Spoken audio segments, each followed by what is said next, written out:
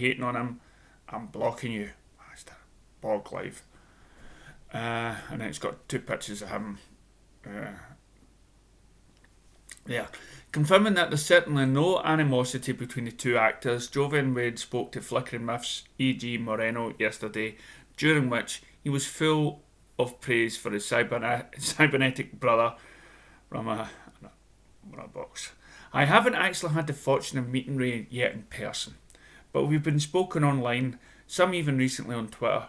Just the other day, there was a whole thing about the Justice League, and I tweeted a picture of Boya in light of everything that happened with the Snyder Cut and with Ray at the moment.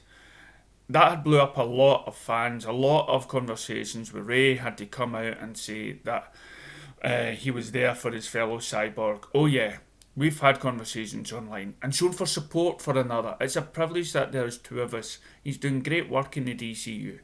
While I'm here with Doom Patrol, so yeah, it's an honour to be able to have two actors at the same time playing the character, and we've both been so accepted by the fans and given love.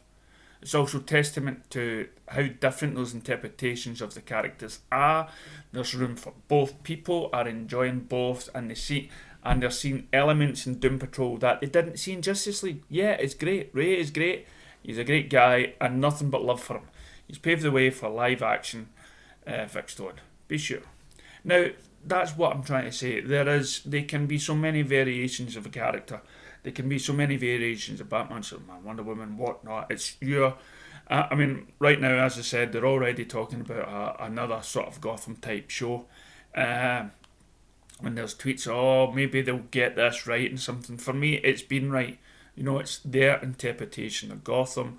It's somebody else's interpretation of Gotham coming out as well. So it's more things for the fans, and you've got every right to love it or hate it or whatnot.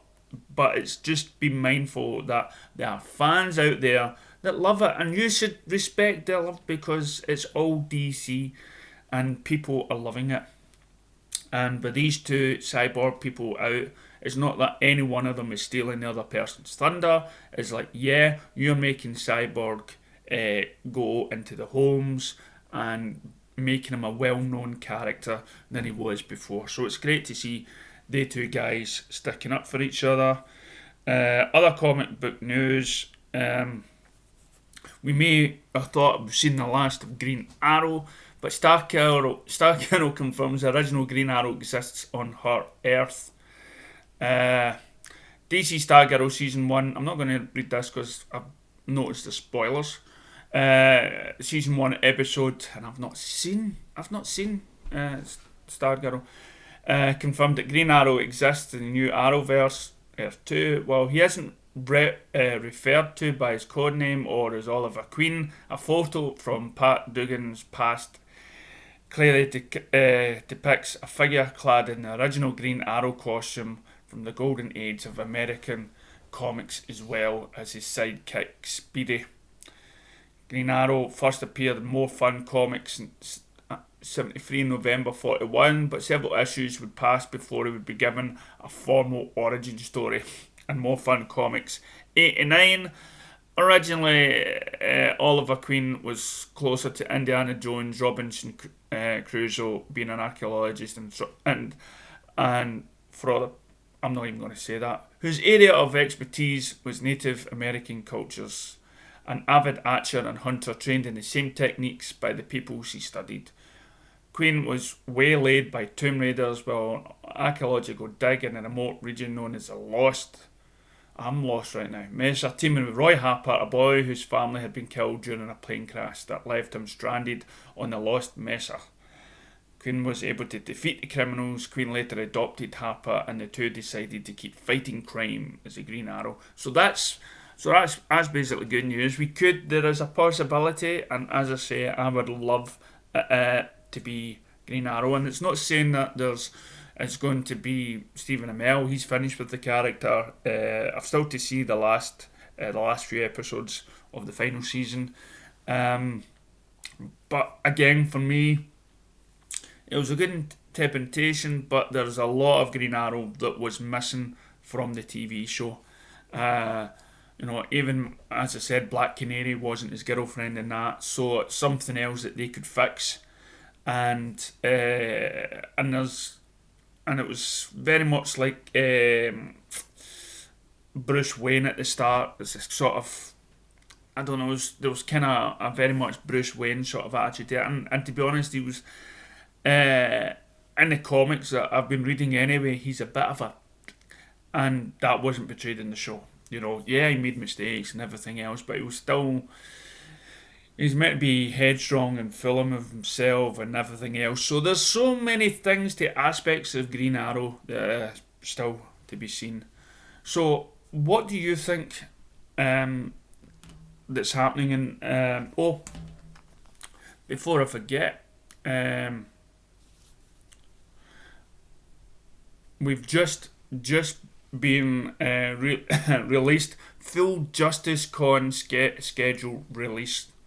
Okay, it's official, the age of the virtual comic convention, with things like Comic Con Home now on the horizons, fans starting putting their brains together to come with virtual cons dedicated to their niche interest. This month alone, both the Save Daredevil and Release the Snyder Cut movements have unveiled their own virtual conventions. I've never heard of Save the Devil thing. Unveiled their own virtual conventions featuring panels with cast and crew from the respective properties. Now Justice Con has unveiled its entire schedule, and it will be jam-packed with familiar faces. Starting on the 25th of July, Justice Con will feature online panels from Ray Porter, Darkseid Ray Fisher, and even Zack Snyder himself. Other crew members on tap include storyboard artist Jay Olivia, producer Deborah Snyder, and you can see the full schedules on the day before. So, as promised, here is everyone in Justice Con schedule. See you at the 26th of July. The Justice League Snyder Cut will likely be a major topic of conversation amongst the guests at the conversations are turning into one of the largest pop culture related movements. Warner Brothers decided earlier this year to release Snyder's movie of the film on its direct-to-consumer service at home point during 2021. According to HBO Max head Tony Concaves, the outfit isn't worried about setting a precedent by releasing a director's cut that is vastly different from the version that ended up hitting cinemas. Definitely not a precedent, Concaves explained, and you're right.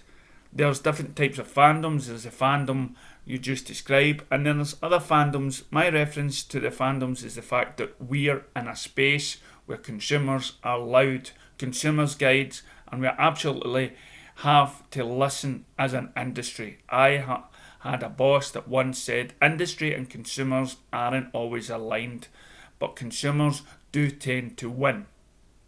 It's a fine balance, and I think when it comes to video, when it comes to entertainment, when it comes to content, consumers have never had more choice, and they have never had more of a voice. But that doesn't mean that we will go and invest our dollars in every single fandom that exists.